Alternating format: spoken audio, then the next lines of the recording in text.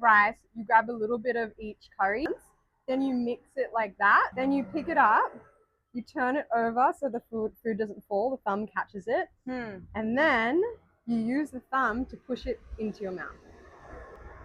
A lot of foreigners come here on holiday to let loose. They don't care about the culture. They're not curious. They're not open. They're here to let loose, and that's so fair enough.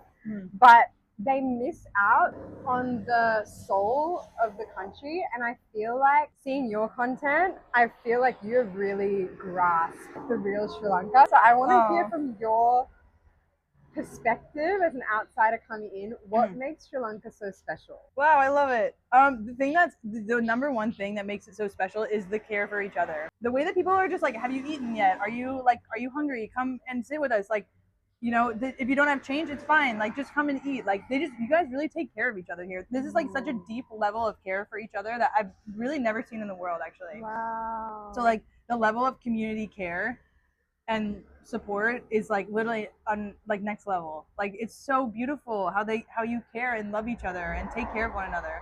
This is for sure the most special thing of Sri Lanka. And even recently, like the economic crisis in 2022, I'm learning more about that. And like, let's say like you can't really trust the government all the time, so like you need to like, and even like your own different groups, like you need to take care of each other. Like, you need to make sure you're supporting one another and taking care of one another. That's influenced by the history of war and the history of conflict in this country. That's so true. You know? That makes sense. Yeah. Whereas you feel like in the West, maybe potentially, because we haven't had as much hardships or directly been impacted by wars and economic crises, etc., we are more trusting of that government and the authorities.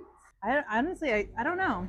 Maybe we're more reliant on our government, I guess, or we're more maybe brainwashed to our governments too. Yeah. Also, I think it's multifaceted, actually. Obviously, there's no right or wrong way to travel, but my hot take is that there is a superior way to travel and an inferior way to travel. Ooh, okay. And I feel like Kelsey's doing the superior way of traveling, where she's really actually getting to know and immersing herself in a totally new culture, the soul of land, the history, traditions of their people. Can you explain to the people your way and ethos and philosophy of traveling? Stay curious and stay open.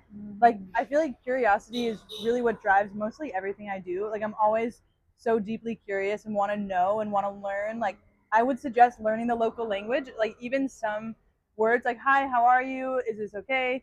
Like, you look beautiful today. Those are the ones like I love to say. I'm like, oh, like last Sunday. I always say this. I'm like, oh, like you look so beautiful last Sunday. I love feeling a part of it. I love feeling a part of places, and that's what language does too. I don't know. You could go to any resort anywhere on a beautiful beach, but like, what are you learning about? What is life really like there? And I think that's what I'm curious about, and that's what I love to explore around the world. Is like, yeah, how do the locals do it? Like, what can I learn from their ways and cultures and traditions and sense of mindset and their philosophies, and how can that shape the way I see the world?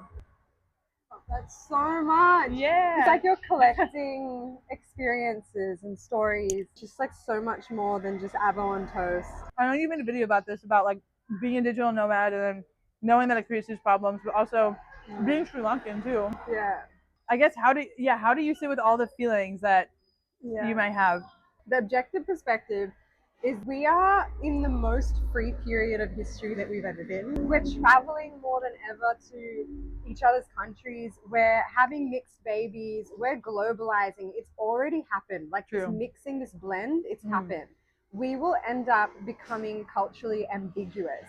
The future is beige. I'm all here for it. What? The future is beige. I love that. I don't believe in countries or borders anymore.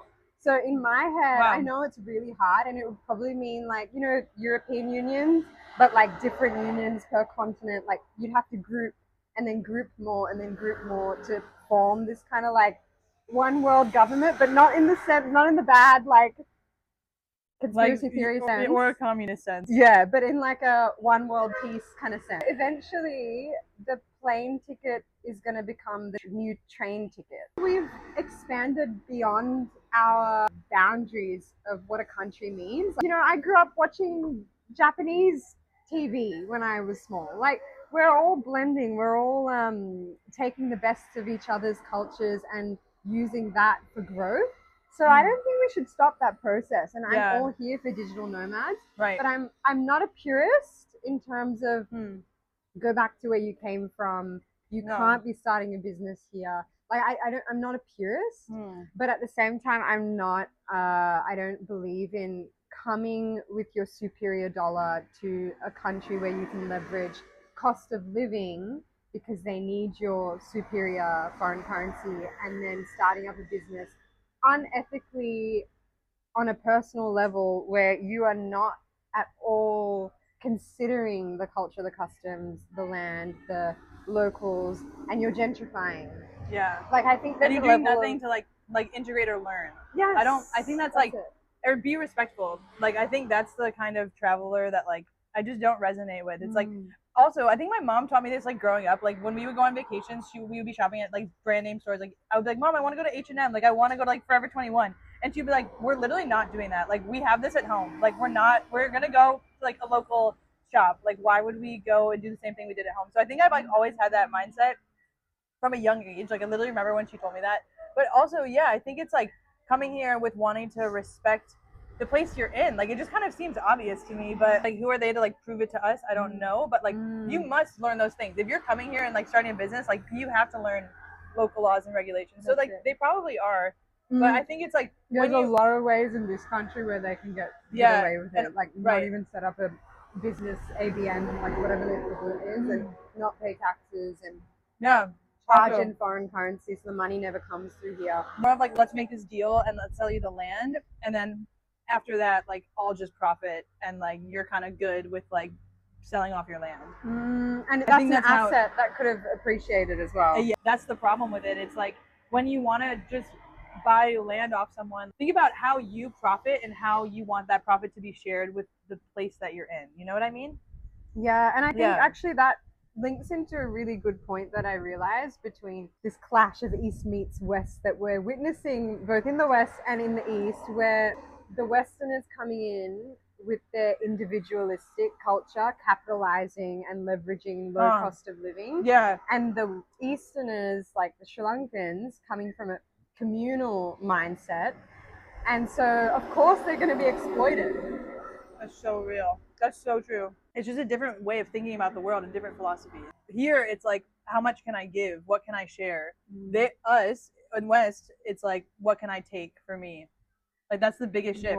It's not living in reciprocity at all. Like we're like, how much can I take for myself? Not how can I share what I have. I think you're right. Yeah. Why hold on to anything? Why hold on so tightly when we're not going away with any of this? Yeah. 2 words: live light. People that hold on to so many things physically, materially, but then also people who hold on emotionally to their sense of home, their sense of identity, their sense of emotional baggage, their past. They have like a heavier energy. Whereas like what you're saying is like relinquish all, or I don't need much. Yeah. Even in the spiritual sense, I don't need much. There's a lightness of energy that comes from you that like that makes sense. Like it clicked when you said it. This lightness. And most people aren't. Most people have a heavy energy. It's not nice to be around. Yeah, that's a good point. I like that. Yeah. True.